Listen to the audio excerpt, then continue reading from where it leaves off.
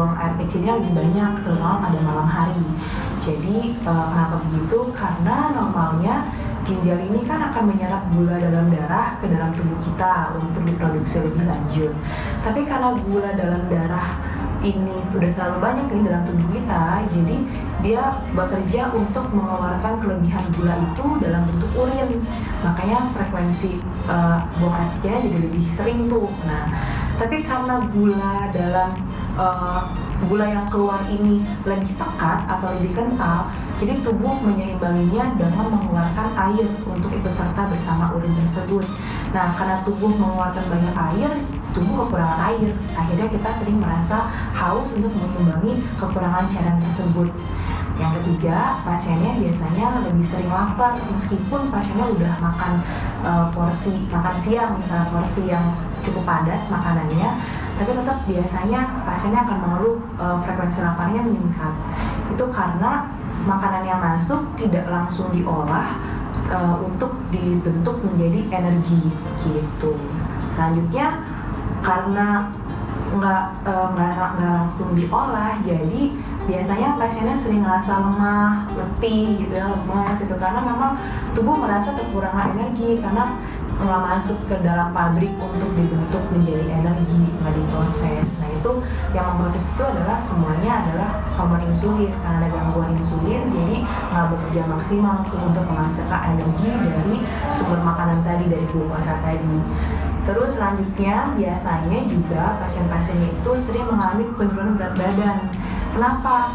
Karena tubuh merasa nggak ada energi, nggak ada glukosa yang masuk, akhirnya dia ngambil cadangan glukosa dari tempat lain, salah satunya dari protein. Sedangkan protein ini adanya di otot atau di lemak, jadi sering terjadi penurunan berat badan karena tubuh mengambil cadangan mengambil protein dari dalam tubuh untuk dibentuk menjadi energi. Dan biasanya kadang-kadang pasiennya itu juga sering mengeluh kesemutan, kebas. Itu karena apa? Karena kadar gula darah yang tinggi tadi itu.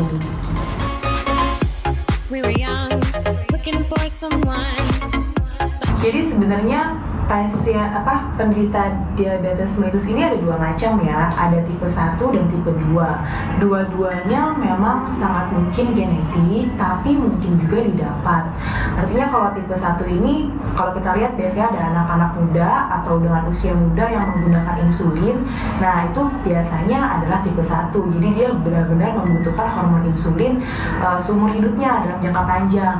Kalau yang kedua, itu biasanya karena itu tadi bisa karena faktor turunan juga bisa didapat. Artinya gini, kalau misalnya orang tua kita ada yang menderita DM, kemungkinan atau risiko kita untuk menderita DM memang lebih besar dibandingkan orang dengan keluarga yang tidak ada riwayat diabetes. Tapi bukan artinya kalau nggak ada turunan kita nggak kena, itu kita masih bisa kena juga gitu.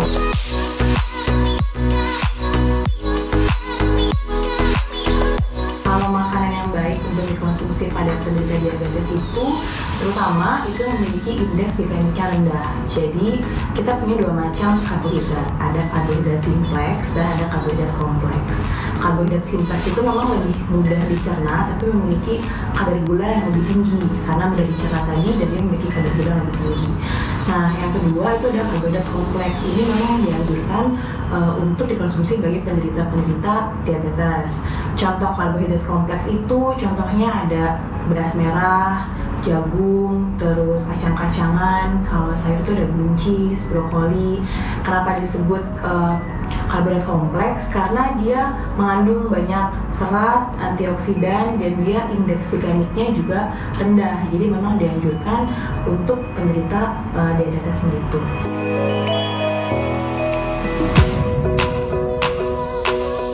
Mungkin tepatnya bisa dikontrol atau tidak. Jadi pasien-pasien dengan diabetes mellitus itu sangat bisa dikontrol. Jadi banyak pasien yang dalam beberapa fase itu dia kadar gulanya normal. Misalnya selama 6 bulan, selama 7 bulan itu pemantauannya normal.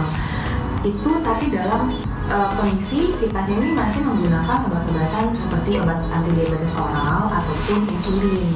Jadi kalau misalnya dibilang bisa disembuhkan atau enggak, mungkin lebih tepatnya kita bilangnya pasien ini dalam kondisi terkontrol gula darahnya.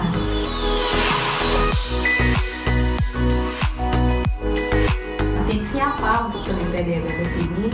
Yang paling penting, jangan stres. Jadi memang berdasarkan banyak penelitian itu sudah terbukti bahwa stres ini dapat memicu angka gula darah mengalami lonjakan. Jadi kalau bisa hindari stres atau kurangi stres.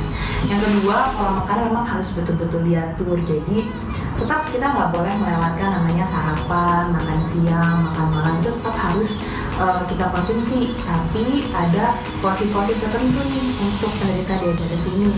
Nah, yang ketiga, itu kita harus rajin olahraga. Jadi memang berdasarkan American Diabetes Association ini, penderita diabetes ini disarankan selama 30 menit setiap harinya melakukan aktivitas atau olahraga, bisa aerobik minimal contohnya aerobik itu boleh selama 30 menit. Terus yang keempat, jangan lupa kontrol rutin. Jadi misalnya 1 bulan sekali atau per 2 minggu gitu, memang kita harus mengevaluasi terus kadar gula darah kita gitu. Kadar gula darah pada penderita diabetes ini memang harus dievaluasi. Meskipun misalnya sudah normal, terkontrol, tapi jangan sampai lepas dari kontrol ke dokternya itu jangan sampai putus di tengah jalan, harus tetap berkesinambungan. Itu 4 hal itu dilakukan.